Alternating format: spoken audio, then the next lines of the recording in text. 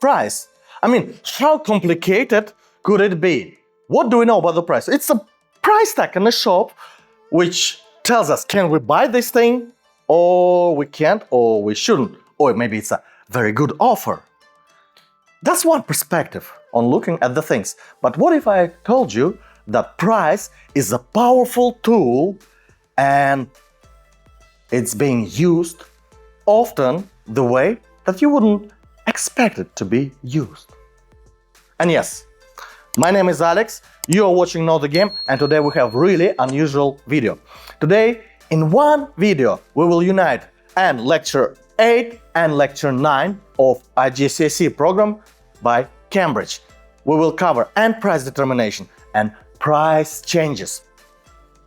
When we start our lecture about the price determination, we return to a topic called market equilibrium, the one we discussed in our previous video. In short, the point where demand intersects the supply is called market equilibrium. At this point, both sides agree for the same quantity for the certain price. Nothing about fair, just this is the point where the same quantity and same price agreed between both sides. Yes, in economics they explain it as a perfect point. I would say it's a bit suspicious perfect point, and it being over-romanticized at this point in economy if you'll take it for granted. All the suspicions aside, let's concentrate more closely on the non-equilibrium points and what we need to know about them. So, from the last video we understood that, well, this equilibrium is basically everywhere else where is not equilibrium, right? And we usually divide all this in two situations: surplus and shortage, excess of supply and excess of demand. In simple terms, when it's too much of the product on the market and when it's not enough of it. On a graph, it looks following way. I like to call it hourglass. We have our middle, which is equilibrium point, and what we have outside of it? Well, above it, we have a surplus.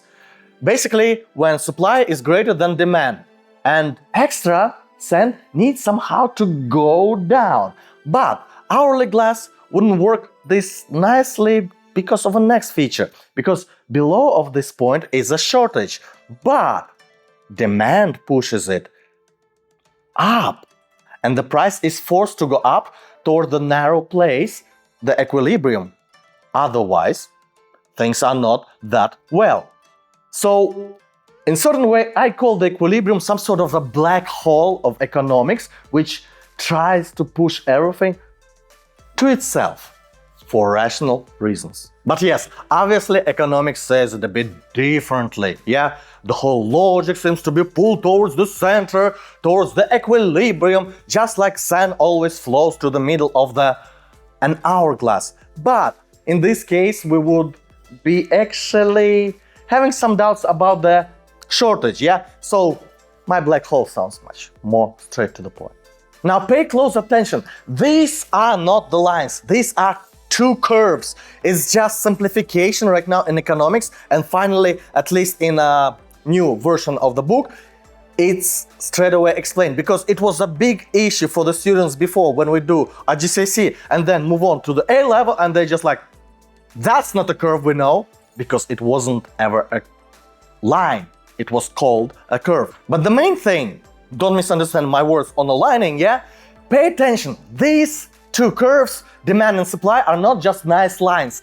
They are boundaries that we cannot go beyond of. Want to buy more than producers are willing to sell at the price? You cannot. The product is physically not available, and the price starts to rise. Want to sell more than consumers are willing to buy? You will have to lower the price. Otherwise, the product will stay in the warehouse. That is why everything we do in the market will always happen to stay within this hourly glass. Yeah, this is our economic gravity, if you will.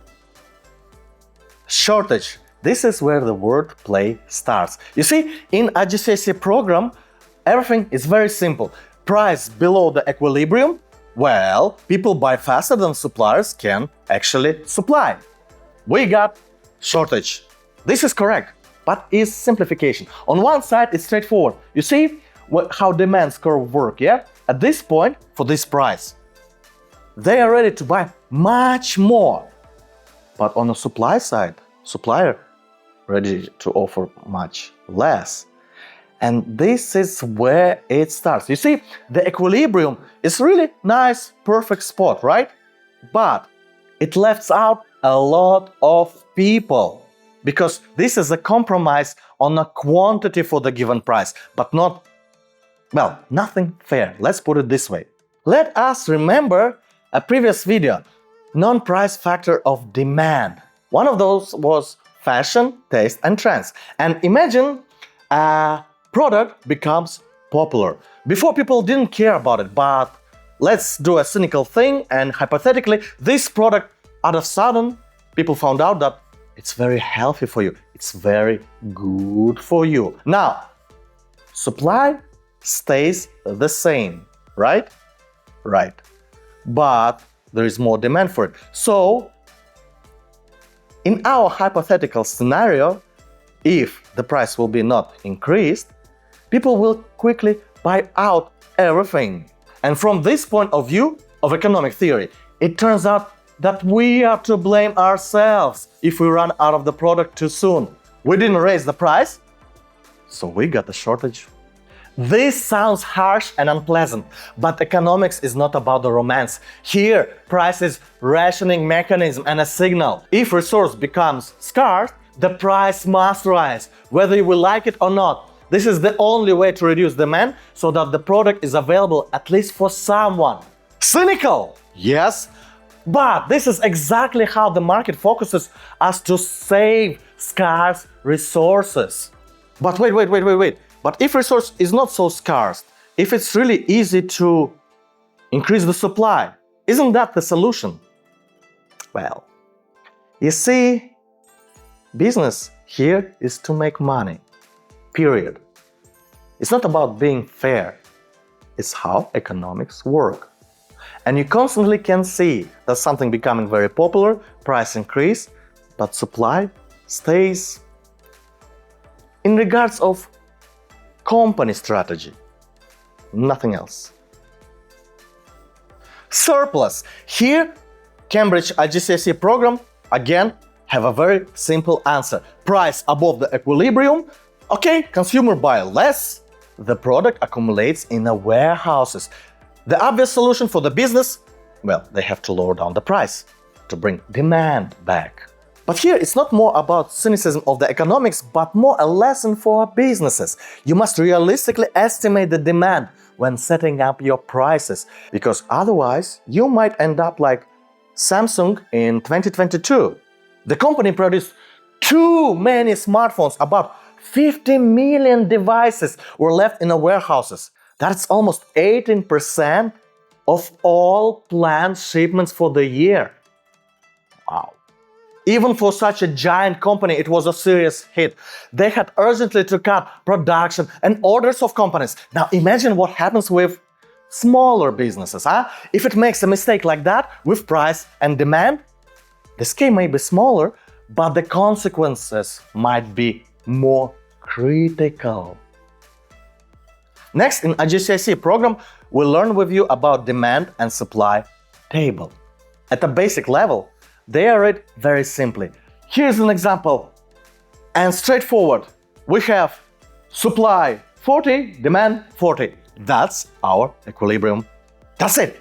Very simple to see. And the rest we see how basically demand will react on a price increase and how supply will react on the price increase, well, and decrease as well. The main thing, obviously, we also can see from this table a correlation. At the price 10, demand increased to 60, while supply is, well, 20. Shortage. At the price 30, demand falls to 20, while supply is 60. Surplus. These tables are intentionally simplified. That's why there is a price 0 and a quantity 0. Just to show how the mechanism works, yeah? So this is just a sample table. But during the exam, you might get a table like this, where there is no equilibrium. Well, first of all, do not panic and read the actual assignment, because most likely the question will be, what will happen at this price, or what surplus will we have in this period of time? Nobody most likely will be even forcing you to find the equilibrium point by guessing, though usually it's actually more or less easy to say if your math is okay. And this is what, in basics, the price determination was saying in the previous book. This time, price determination topic is more wider. It have price mechanism in details, in more details than it was ever before, which is good. But we already covered it in our previous lecture. Therefore, we can continue with our next topic, price changes. Here, we will analyze how price reacts to changes in demand and supply. We will start with a very simple cases according to IGCSE guide, the reaction of non-price factor. And we will start with changes on the supply curve. Let us remember example in the video about the demand. The government introduces new excise tax on a tobacco. At that time, as we discussed, it was just a movement along the curve, right? Along the demand curve. But in fact, tax is a factor that affects the supply, which means it will shift entire supply curve. Why? Well, because taxes increase cost of production. Producers are less willing to supply at each price, so supply decreases and the curve shifts left.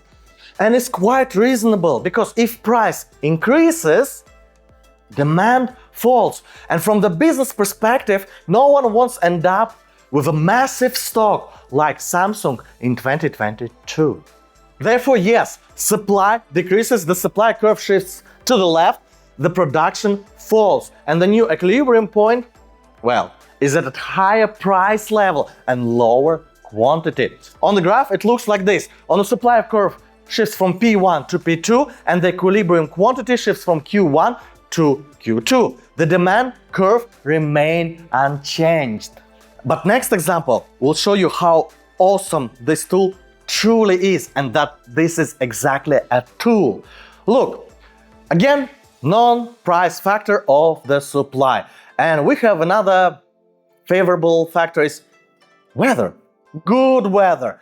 And let's say it resulted in a very high harvest. Instead of hypothetical 100 tons of, I don't know, potatoes, we grew 150 tons. The thing is, everything seems good, but we cannot store potatoes for too long, right? Our equilibrium that we reached on the market is 100 tons, and we know that for that price particularly, we're definitely gonna sell them all. And this is what supply and demand helps us to determine. What price should we put potatoes now, so we would be able to sell them within a period that we can store them? Obviously, in this case, it's to make the potatoes cheaper. Because of how supply and demand works, we can approximately calculate this number and change the price accordingly, so we would be able to sell our 150 tons within this necessary period. But speaking more economically correct, we will shift our supply curve to the right to meet a new equilibrium at the point and sell the required amount of potatoes. So on a graph here, we see P1 changes to P2, and therefore, well, price, P is a price, and therefore quantity, Q1, changes to Q2. Here's the new intersection with the demand curve D, and what happens? Q1 is 100 tons, the old equilibrium quantity. Q2 is a new equilibrium for 150 tons. Basically, we used price to make sure that we will sell all the product on time. The most interesting and controversial part, as of me, starts when we begin to work with the demand curve. Let us go with the simplest case from exactly the textbook, old textbook, yeah? So, the economy is growing, economy is doing really well, and therefore our incomes are rising. People are ready to buy more. In a family, there is no longer one car. Let's say we now can own 2 cars easily. And on the graph, we see it the way how. The demand curve shifts from Z1 to Z2 to the right. Yeah, and the new equilibrium point is higher in a price and higher in a quantity. Now the opposite situation, then there's a crisis, people start to save money and cheaper alternatives appear, right? So the demand curve from Z1 shifts to the left to Z2 and both prices and quantities are falling. Simple? Yes. But let us look more carefully. In the first example, supply is not a silent observer. Producer increase output, but they also raise the price. Why? On one side, we've been told that if they will keep the old price, a shortage will appear. Because when demand increasing at the same price, there is simply not enough product. Yes, all of it is in this simplification. Because you see, in real life, when economy grows, cost of production may also increase, which would definitely shift the supply curve as well. But at this stage, IGCSE asks us to stay focused exactly on the reaction of the demand. This is what you need for the exam. But if we will start talking beyond the exam, it becomes slightly uncomfortable. Our demand curve moves not only because of economic cycles, there are many other non-price factors of demand. And at the same time, producers' cost may not change at all. That is why in a lecture about, the role of the market and resource allocations, I said that equilibrium point is a beautiful but too romantic point. Yeah, at the textbook, everything is neat. Yeah, at the price 20, we sell 40 and buy 40. Everything looks perfect. But again, that's a simplification. There is no single price X in real life. There is always an average price, right? Even in this example, price 40 is an average value across the market. Take any mass product, right? You will not find one single price. There's always a price range. Therefore, the average price is only a statistical component, and a compromise does not always reflect the reality. And my issue with the averages is pretty simple. Let's say you have $1,000. I have 0. On average, each of us have $500. The reality, obviously, still doesn't work in my favor. And speaking of going beyond IGCSE program, let's have another example. Let's again review previous table where demand increases but supply stays the same. If the producer does not raise the price, we will get a shortage, right? The price rises not because costs suddenly increased, but because market forces producers to regulate the demand. And this means that the product becomes just and inaccessible for those who couldn't afford it before. Because here, the shortage is not about there are no resources. It's about the fact that business has no incentive to increase the production. Business have one simple goal: increase profits, reduce the costs. We remember the idea of averages, and we understand that increase in demand is also an average. Yes, some people now have more opportunities than for others.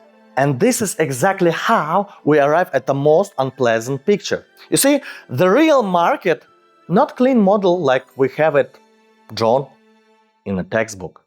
And clearly, it's not on the side of the ordinary people.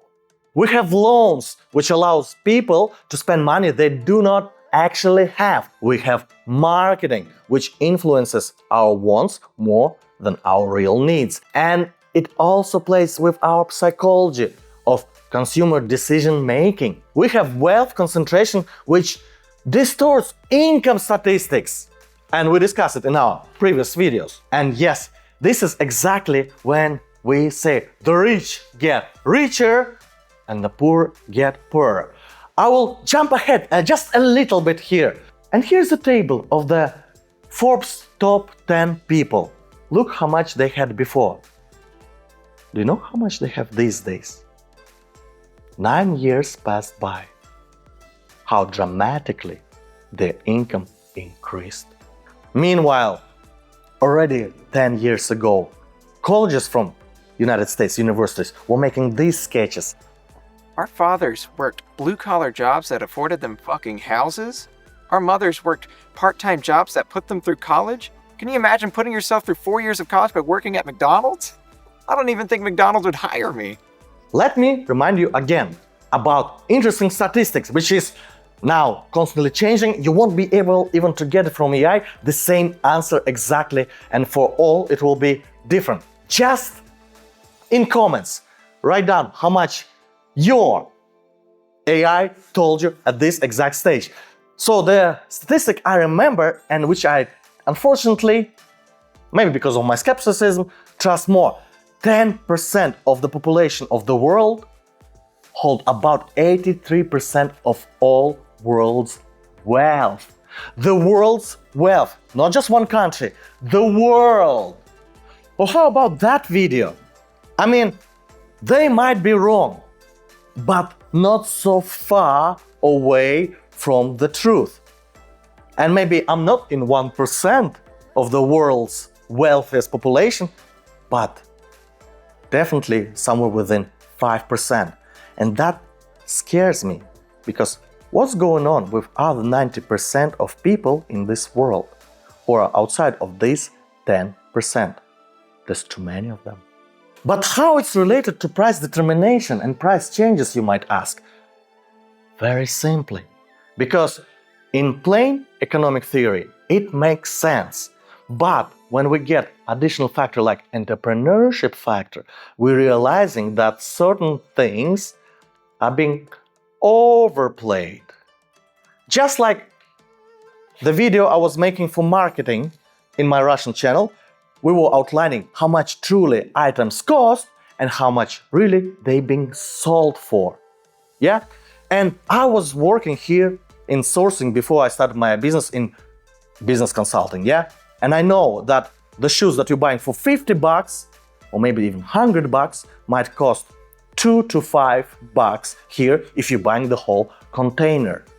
And the fun fact, quite a lot of money being lost through the third parties, a lot of agencies, a lot of this, a lot of that. And yeah, that's why I'm outlining that this is a problem of the market economy and planned economy, which refers to the government-managed economy.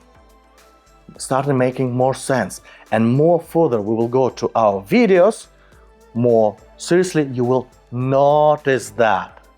This is why I'm so skeptical about market economy, especially thanks to the Davos, where people praising it and saying it that we need to switch to the plain market economy. No. Things are a bit more troublesome with the market economy. Yes, planned economy, which is government, have its a lot of flaws as well. And that's why we have mixed economy, a compromise, which somehow works. Not always, but most of the time. And I don't think that it's very unacademical behavior that I'm putting these kind of thoughts into your mind in a program related to IGCSE program. First of all, my channel is about financial literacy and business literacy, where I'm explaining people interesting thoughts. I'm not taking a side of market economy, you might already notice, but trust me, planned economy also have quite a lot of flaws that we already observed through the whole course of our history. So it's a tricky subject. I just want to make sure that you fully understand the flaws and there, and where maybe we will find a way to actually somehow confront it and change it. But if people don't know these simple basics, or maybe even explain them this way, there's no one to confront anything. What's the point? Everything is alright. So yeah, that's why I'm doing such a skeptical approach in my videos. But for today, should be enough, because I'm going to certain fields a bit too early. Let's leave it till other further videos. Next video we will talk already about elasticity of demand, and it's a very interesting topic which will help not only businesses but us regular people when we're dealing with the economy, with the market around us, and actually world around us. But that's next time. For now, thanks so much for watching this video. Highly appreciate your likes and comment. And yeah, subscribe to this channel if you don't want to miss any new video. But for today I'm finished. Dankeschön, большое спасибо, liels jums paldies. Всякого хадзайзян.